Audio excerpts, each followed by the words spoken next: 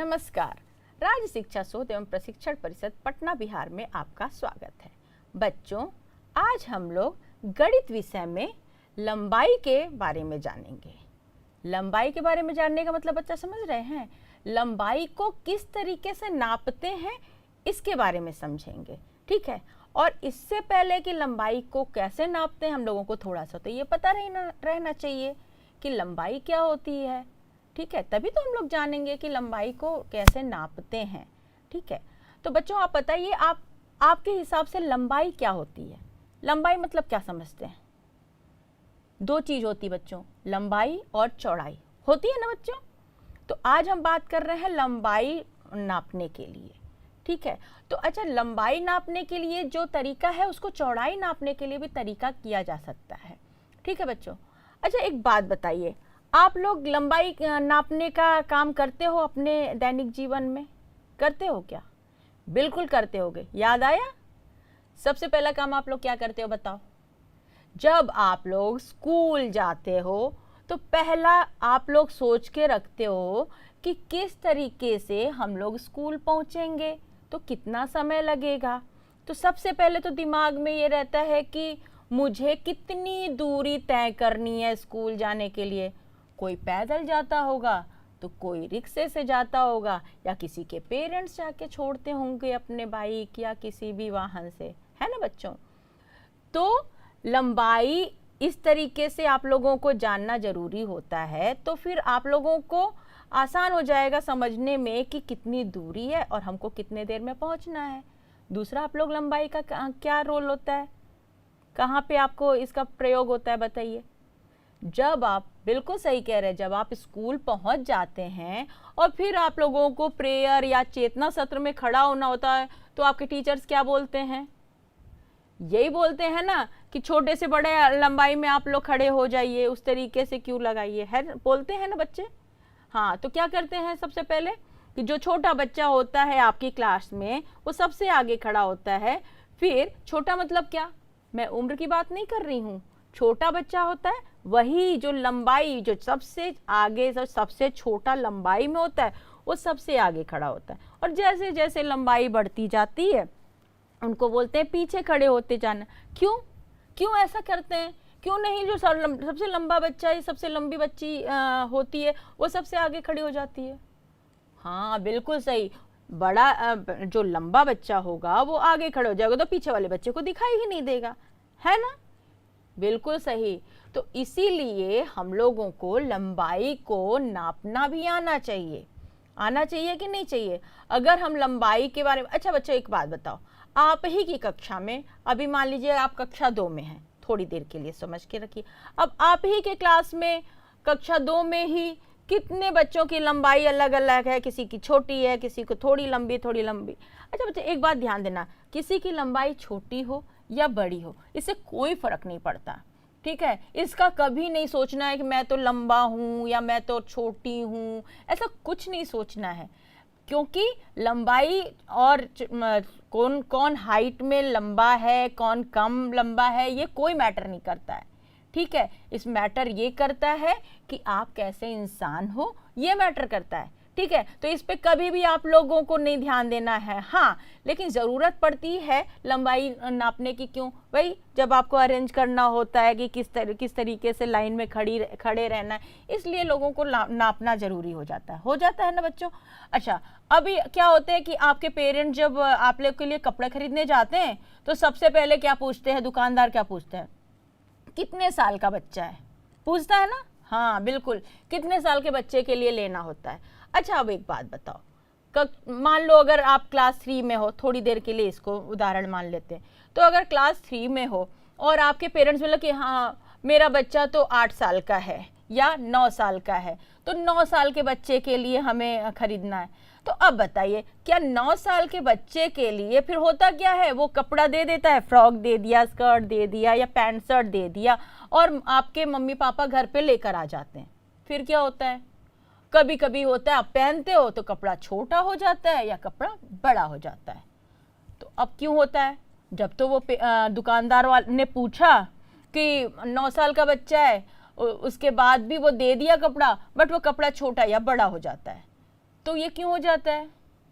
बिल्कुल सही, क्योंकि एक ही, चाहे कोई 9 साल का बच्चा होता है तो सारे 9 साल के बच्चों की लंबाई एक जितनी नहीं होती है। कोई मोटा होता है, कोई पतला होता है, इसलिए ये कोई मतलब सही तरीका नहीं है किसी की नापने का या कपड़ा खरीदने का। उसमें लंबाई का अगर लंबाई की सही समझ रहती तो फिर आपके पेरेंट्स या कोई भी जो आपके लिए कपड़े खरीद के ला रहा है उसको इसकी परेशानी नहीं होती कि वापस उसको जाके चेंज करना पड़ता, फिर आपके लिए लेकर आना होता। ठीक है, तो इससे बचने के लिए हम लोगों को लंबाई सीखना जरूरी है कि लंबाई कैसे मापा जाता है या उसको किस तरीके से मेजर किया जाता है। ठीक है बच्चों, अच्छा एक बात बताइए, एक तो ये तरीका हो गया कपड़ा खरीदने में किस तरीके से लंबाई को नापने की आवश्यकता है और क्यों है, और बताइए भी कहाँ कहाँ पे भी लंबाई को आप लोग मेजर करते हैं और किस किस तरीके से मेजर करते हैं, बताइए। बिल्कुल सही, अगर आप लोगों को क्लास में कुछ पढ़ाना, आपके टीचर्स पढ़ाते हैं क्लास में, बिल्कुल जब पढ़ाते हैं तो यहाँ पे ऐसे लिखते हैं, ठीक है, उसको लिखेंगे तो होता क्या है, जो बच्चे पीछे बैठे रहते हैं उनको दिखाई नहीं देता है। नहीं दिखाई देता, क्यों नहीं दिखाई देता है? जब बच्चा अगर कोई छोटा बच्चा पीछे बैठा रहेगा, लंबा बच्चा आगे बैठा रहेगा तो भी उसको दिखाई नहीं देता है, नहीं देता है ना। तो क्लास में भी बैठने के लिए छोटे से बड़े जो लंबाई में होते हैं उनको बैठने में भी आवश्यकता होती है। ठीक है, ये इसलिए। अच्छा, अब ये तो रोज रोज कोई मेजर करके तो आप लोग को बैठाते नहीं, उसमें एक क्या करते हैं बच्चे, किस तरीके से आगे पीछे बैठाना चाहिए। हाँ बिल्कुल, वो देख के ही थोड़ा थोड़ा अनुमान लग जाता है कि कौन छोटा है लंबाई में और कौन बड़ा है लंबाई में। ठीक है, और बच्चे बताइए कि किस तरीके से लंबाई को नापा जाता है, बताइए। हाँ, जब आप लोग के भाई बहन आप लोग घर में रहते हो ना तो अक्सर कंपटीशन करते हो कि मैं छोटा हूँ, मैं लंबा हूँ, ऐसे करके। तो आप लोग घर पे कैसे मेजर करते हो? ऐसे करते हो, मैं ऐसे करते हो ना बेटा, बच्चों बित्ता से नापते हो। देखो, एक, मैं इतने, 2 बित्ता, 3 बित्ता, 4 बित्ता, ऐसे करके नापते हैं ना बच्चे। ठीक है, अब फिर क्या होता है, अगर मान लीजिए अगर आप घर में हैं, 2 भाई बहन हैं, आप लोग एक दूसरे को नाप लिए कि मैं तो इतने बित्ता का हूँ, दूसरा इतने बित्ते का, तो आप अपने को लंबा समझ लेते हो। फिर आप जाके अपने मम्मी से बोलो कि बताओ मम्मी, मैं तो इतने बित्ता का हूँ और मेरी बहन इतने बित्ता का है, मैं छोटा हूँ या मैं लंबा हूँ, ऐसे करके। तो मम्मी कहेगी अच्छा चलो आओ मैं नापती हूँ। उसके बाद मम्मी नापना शुरू करेगी, फिर क्या होगा, आपके जो जितने बित्ते को, मान लो आप 15 बित्ता अपने को नापे हुए हो, थोड़ी देर के लिए सोच लो, और मम्मी करेगी तो वो तो 10 ही बित्ते आप आओगे। क्यों? क्योंकि देखो बच्चों, ये जो है बित्ता जो हाथ में, जो जैसे जैसे जो लंबे होते हैं लोग ना, उनके हाथ भी लंबे होते हैं।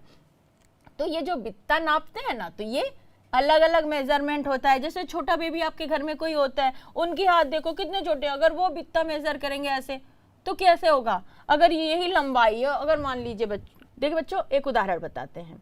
अगर मान लीजिए एक ये छड़ी है ना, छड़ी, अब इसको बित्ते से मेजर करना हो तो मान लीजिए मैं मेजर करती हूँ, काउंट करिए, देखिए ऐसे काउंट करिए, 1 बित्ता, 2 बित्ता, 3 बित्ता, फिर मान लीजिए 3 बित्ता नहीं, उसके बाद हम लोग क्या करते हैं, बित्ता नापते हैं, फिर अंगुल लगते हैं, कितनी उंगली है, ठीक है, कि 8 अंगुल है, ऐसे करके बोलते हैं ना, 8 उंगली ऐसे रहता है। तो अब तो ये हमारे लिए आएगा कि 3 बित्ता और 8 अंगुल का है, ठीक है। लेकिन अभी मान लीजिए आप लोगों से बोला जाए, क्योंकि आपके हाथ तो छोटे हैं, क्योंकि आप तो छोटे हैं हमारे, तो आप इसको करेंगे तो आपको इतना छोटा सा बित्ता आएगा एक, ये, फिर इतने में ही दूसरा बित्ता, पे 3, 4, आप करोगे तो 5 या 6 बित्ता तक ये इसको मेजर कर लोगे, ठीक है। तो इसी छड़ी को अगर हम बोलेंगे कि 3 बित्ता 8 अंगुल का है, तो और फिर आप आके मेजर कर को बोलोगे कि नहीं नहीं ये 6 बित्ते का है, तो बताइए ये क्या सही तरीका? अगर हम बोल देंगे कि जाओ एक 6 बित्ते की छड़ी पड़ी हुई है उसको उठा ले आओ, ठीक है, मान लो 3-4 छड़ी पड़े हैं, तो आप क्या करोगे, अपने बित्ते से नाप के लेकर आओगे, और मैंने अपने बित्ते से नाप के वहां पे रखा हुआ, फिर क्या है, आपका काम बढ़ गया, या सही छड़ी नहीं आ पाएगी मेरे पास, होगा ना यही। तो इस तरीके से क्या होता है, परेशानी हो जाती है ना अगर नापने का तरीका सही नहीं होता है, ठीक है, या सही नहीं होता है कि बात नहीं होती है। यहाँ पे एक मापन होता है जो मानक मापन होता है या स्टैंडर्ड मेजरमेंट उसको कहते हैं बच्चों। अभी हम उसके बारे में बताते हैं। उससे पहले हम लोग और इस बात को देखते हैं कि और कौन सा तरीका होता है नापने के लिए। देखिए बच्चों, आप लोगों को अगर अपने कक्षा कक्ष को नापना होता है तो आप एक तरीका आपके पास, अगर आपके पास कोई मापन के लिए सही इकाई नहीं होता है तो उस समय आप लोग क्या करते हो, क्लासरूम अगर मेजर करना हो या कक्षा कक्ष को मेजर करना हो तो क्या तरीका अपना सकते हो या अपनाते हो, बताओ। हाँ बिल्कुल सही कह रहे हो, आप कदम से नाप के भी कर सकते हो कि आपका कक्षा कक्ष कितने कदम का है। तो आप लंबाई मेजर करने जाओगे तो एक कदम ऐसे ऐसे आगे, एक के आगे एक पैर ऐसे ऐसे करते चले जाओगे और आप इतने कदम का है, ठीक है। फिर उसके बाद आप चौड़ाई मेजर करोगे, इतने कदम का है। अब बताइए, मान लीजिए आपका दोस्त जो है वो कोई रूम को मेजर कर रहा है, उसी रूम को, आप ही के कक्षा कक्ष जिसको आपको मेजर करना है, अगर वो आपसे बड़ा जूता पहना है या पहनी है और वो जब उसको मेजर करेगा तो फिर क्या होगा, कम ही कदम में वो पूरी लंबाई को नाप लेगा, ठीक है। मान लीजिए 20 कदम में उसका हो गया कि 20 कदम का ये कक्षा कक्ष है की लंबाई है, ठीक है। फिर आप करे रहेंगे, आपका जूता या आपका पैर छोटा रहेगा, फिर आप उसको कदम से ऐसे मेजर करते हो, क्या होता है, बिल्कुल आपका छोटा रहता है तो वो कुछ और भी कदम बढ़ जाते हैं कि 22 कदम में या 24 कदम में वो कक्षा कक्ष की लंबाई या चौड़ाई आप लोग नापते हैं। तो बताइए, अगर ऐसे में आपको उसी कक्षा कक्ष को कोई 22 कदम में बोलेगा, कोई 24 कदम, तो ये सही नापना हुआ क्या बच्चों, नहीं ना। ऐसे में तो फिर गलती हो जाएगी कि नहीं। मान लीजिए, अगर मान लीजिए उसी कक्षा कक्ष के लिए अगर एक ब्लैक बोर्ड खरीदना है, अपने आपके टीचर्स को ब्लैक बोर्ड खरीदना है और वो पता चले कि कक्षा के जो पूरे दीवार पे उनको ब्लैक बोर्ड लगा के रखना है, ठीक है।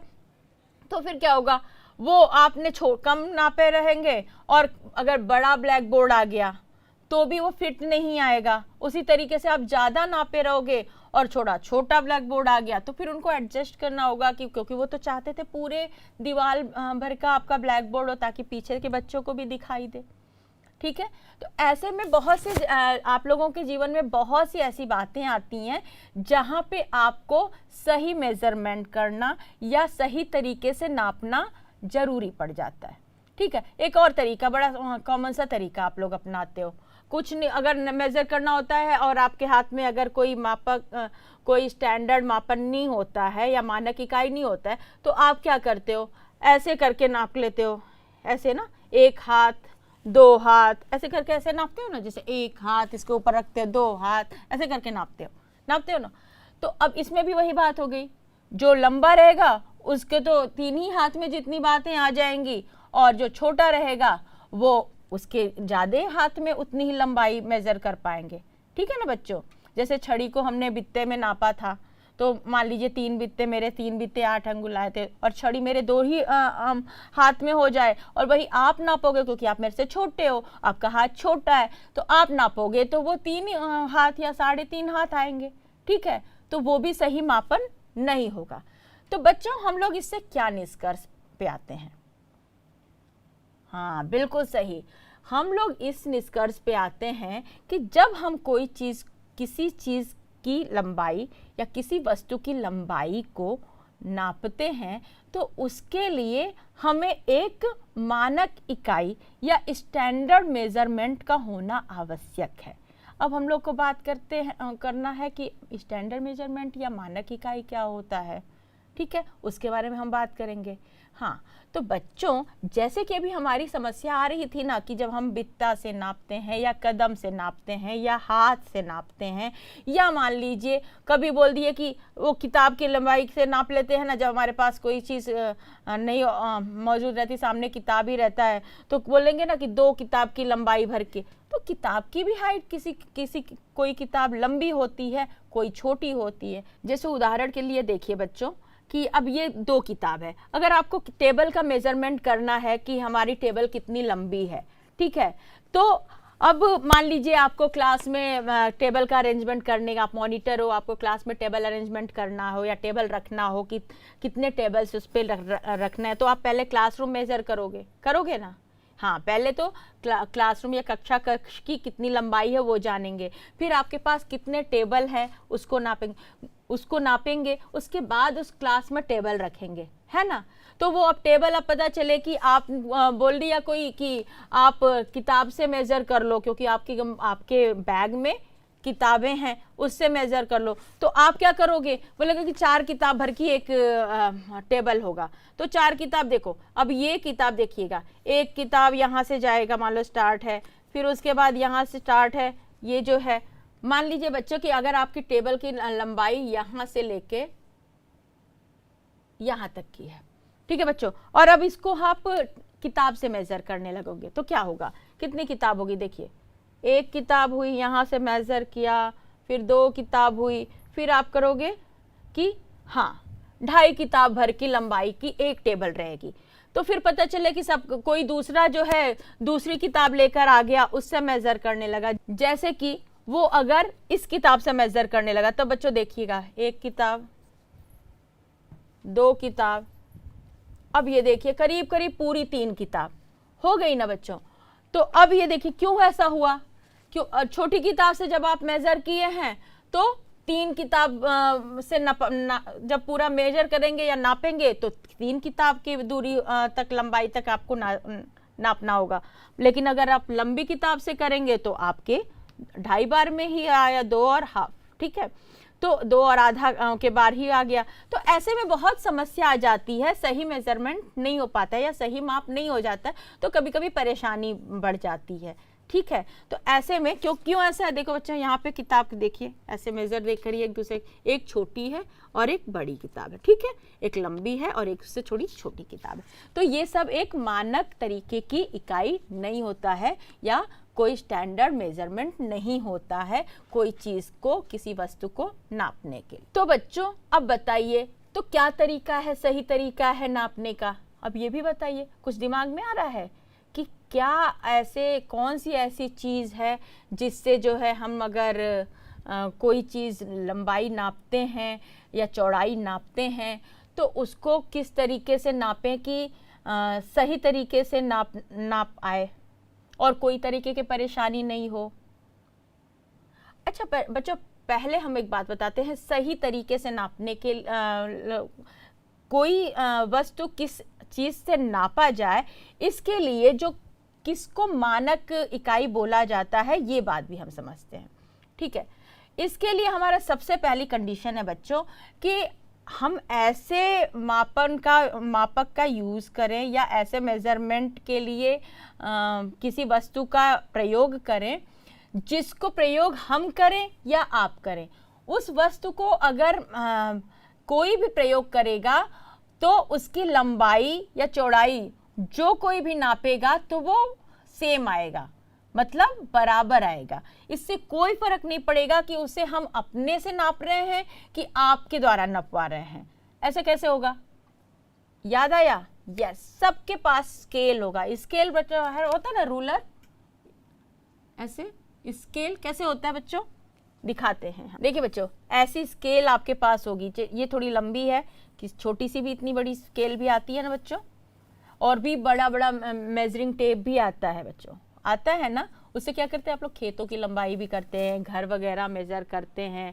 और कहाँ देखते हैं आप उसको, हाँ, दर्जी के पास भी देखते हैं। क्या करता है दर्जी उससे, जब आपके लिए कपड़े सिलने होते हैं या स्कूल यूनिफॉर्म सिलना होता है तो क्या करता है, हाँ बिल्कुल, आपको उसी मेजरिंग टेप से आपको नापता है ना, कि आपको कितना शर्ट की क्या साइज़ है, स्कर्ट या पैंट की क्या साइज़ रहेगा आपको, फिर उसके बाद वो कपड़े आपके लिए सिलता है।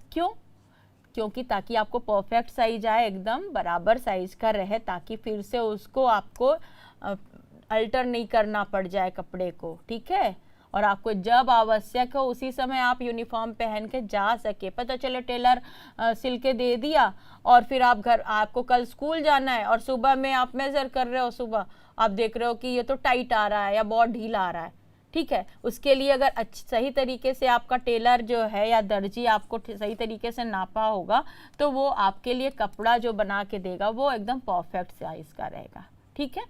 तो ऐसे में ऐसे मापन का यूज़ किया जाता है, प्रयोग किया जाता है जैसे कि दर्जी ने किया या करते हैं, क्योंकि वो मेजरिंग टेप वो देखते हैं आप, दर्जी के पास अगर 2-4 लोग भी बैठे रहते हैं ना तो भी कोई भी उसमें से मेज़र करता है ना, वो आपकी लंबाई करना होगा, वो सभी लोग बराबर ही नापेंगे। ये कोई मैटर नहीं करता है कि दूसरा कोई आपको नापेगा तो अलग नाप आएगा और दर्जी नापेगा तो अलग नहीं।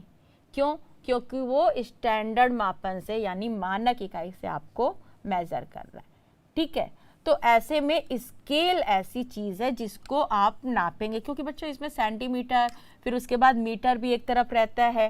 ठीक, उसको आप नापेंगे कितने अच्छा बच्चों एक ये भी होता है, आप जैसे स्केल से भी नापते हैं ना, तो उसमें भी आपको ये ध्यान देना है कि आप पता चले बोल दिए कि 24, स्केल से लिख देंगे सिंपली कि 24, तो 24 क्या हमने स्केल से नापा, उसकी 24 क्या है 24 आया, तो 24 नहीं आया, 24 के बाद वो सेंटीमीटर आया, मीटर आया, ये भी मैटर करता है। तो ये इकाई का भी आपको ज्ञान होना जरूरी है। ठीक है बच्चों, कि ये सेंटीमीटर, बच्चों सेंटीमीटर को सीएम या ऐसे सेंटीमीटर ऐसा पूरा लिखते हैं तो ऐसे गोल लिख देते हैं, ऐसे करके ऐसे लिखते हैं।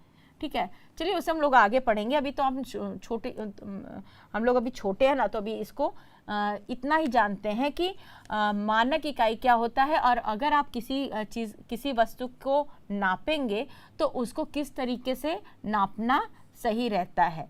ठीक है, और अगर आप मानक इकाई से नहीं नापेंगे तो फिर क्या परेशानी आ सकती है। ठीक है बच्चों। हाँ तो बच्चों, तो ये बताइए आप लोगों के लिए क्यों स्केल खरीदने को या रूलर खरीदने को बोला जाता है। स्कूल में कोई चीज़ मेज़र करना होता है या तो आपको कॉपी में लाइन भी खींचना होता है, तो उसके में भी स्केल का यूज़ करने के लिए आपको बोला जाता है ना। हाँ देखिए, उसका क्या होता है, अगर आप कॉपी में भी लाइन खींचना है उसमें भी आपको ज़रूरत पड़ती है लंबाई खींचना। जैसे मान लीजिए आपका पेपर इतना लंबा होता है, मान लीजिए इतनी लंबा और इतना चौड़ा होता है कोई भी। ठीक है, फिर आपको क्या होता है कि अगर आपको टीचर पढ़ाती हैं क्लास में कि इधर मान लीजिए लिखना है वर्ग 1, मान लो ए का लिखना है, बी का लिखना है, या कोई डिफरेंस लिखना होता है, अंतर लिखना होता है, और आपको क्या करना रहता है, बीचों बीच से लाइन खींचनी होती है। तो अब बताइए इसके लिए आप क्या करते हो। ऐसे अगर आप, हाँ अभी आप क्या बोल रहे हो कि अब हम अपने से सोच लेते हैं कि इसके आधे पे, देखिए एक ये भी तरीका है कि हम अनुमान लगा लेते हैं कि इसके बीच में ये होगा।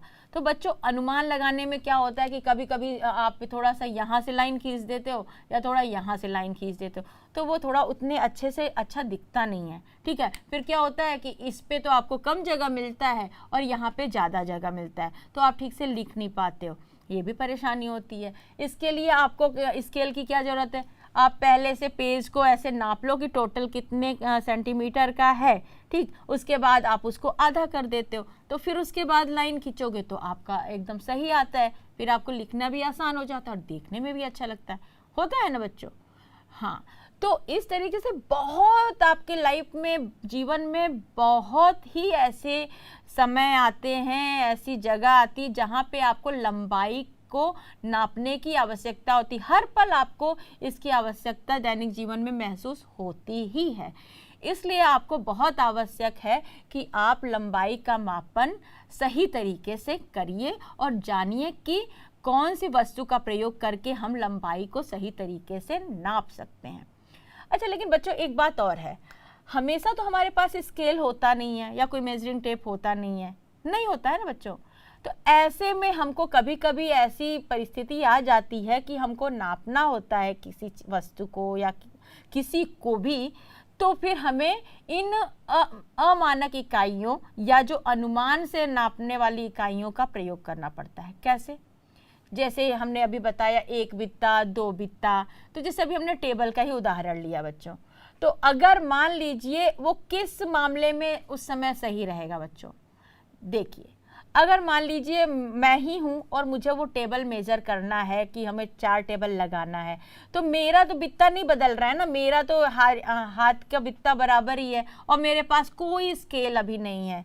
मौजूद, और मुझे नापना ही है कि कितना टेबल मुझे लगाना है। अब मेरे पास प्रेशर है, किसी मतलब बहुत ही ज़रूरी है, हमको टेबल लगाना ही लगाना है, कोई आने वाला है, ठीक है, क्योंकि आप लोगों को स्कूल आके पढ़ना है, तो हम टीचर रहेंगे तो हमको 4 टेबल लगाना होगा। तो मैं क्या करूँगी, अपने से ऐसे ऐसे नाप लूँगी कि चलो इतना, इतने लंबाई क्लास की पूरी इतनी है, इतना टेबल हम एक अनुमान के तौर पे हम उसको नाप लेंगे, फिर क्लास में टेबल को अरेंज कर देंगे, ठीक है। तो ऐसे उसी तरीके से हम 1 कदम 2 कदम नाप के भी कर सकते हैं, इसी तरीके से 1 हाथ 2 हाथ नाप के। लेकिन अगर मैं खुद अकेले में करूं तो फिर भी थोड़ी देर के लिए अनुमान हमारा सही हो सकता है, लेकिन अनुमान मेरा तब गलत हो जाएगा जब उसी चीज को नापने के लिए मैं 2 बित्ता बोलूं और दूसरे का तो बित्ता या दूसरे का हाथ या दूसरे का कदम मेरे बराबर तो रहेगा नहीं।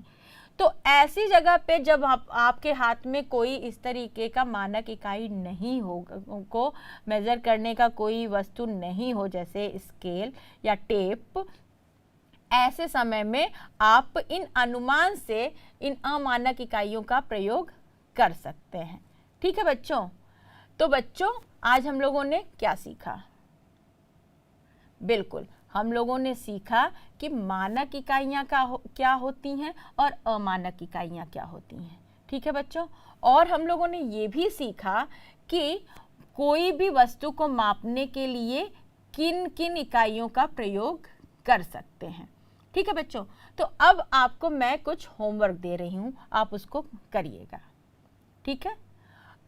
बिल्कुल, आप अभी जहाँ भी बैठे हैं अपने आसपास में जो भी वस्तुएं हैं उनकी एक लिस्ट बनाइए, ठीक है। बिल्कुल, कैसे करना है, जैसे मान लीजिए यहाँ ए है, तो अब ए में आपको लिखना है कि वस्तुओं की सूची। क्या करना है बच्चों, यहाँ पे मान लो ए पे लिखेंगे आप वस्तुओं की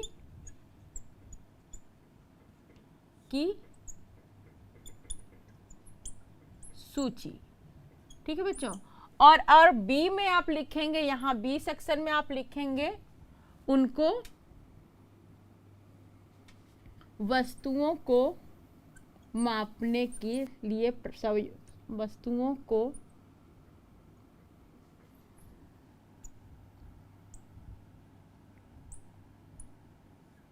मानक इकाई,